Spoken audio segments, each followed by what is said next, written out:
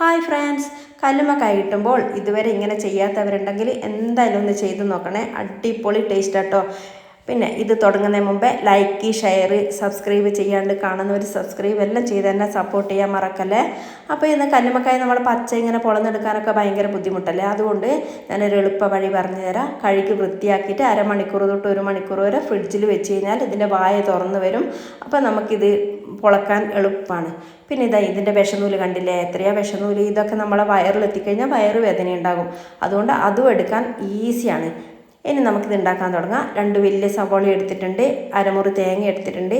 ഇനി അതിലേക്ക് വേണ്ടത് ഇഞ്ചി, വെളുത്തുള്ളി, പച്ചമുളക്, കറിവേപ്പില.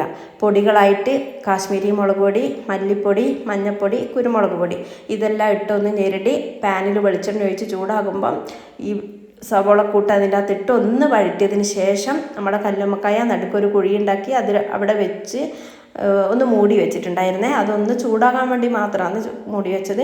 അത് കഴിഞ്ഞിട്ട് പിന്നെ നമ്മളിത് കൈയെടുക്കാതെ കറിവേപ്പില ഇടയ്ക്കൊന്ന് ഇട്ട് കൊടുക്കുക. കൈയെടുക്കാതെ ഇതൊന്ന് ഇളക്കി ഒന്നെടുക്കണം. എന്നിട്ട് ഇതിന് ബ്രൗൺ കളറാകുന്ന വരെ ഇത്, അപ്പോൾ തേങ്ങയും എല്ലാം നല്ലൊരു സ്മെല്ലാണ് ഇതിൽ നിന്ന് വരിക. തേങ്ങയും വെളുത്തുള്ളിയും ഇഞ്ചിയും എല്ലാം ഇതുപോലെ ഇങ്ങനെ ഫ്രൈ ആയിട്ട് വരും. അപ്പോൾ എല്ലാവർക്കും വീഡിയോ ഇഷ്ടമായെന്ന് വിചാരിക്കുന്നത്. അടുത്ത വീഡിയോ ആയിട്ട് വരുന്നവരെ see you.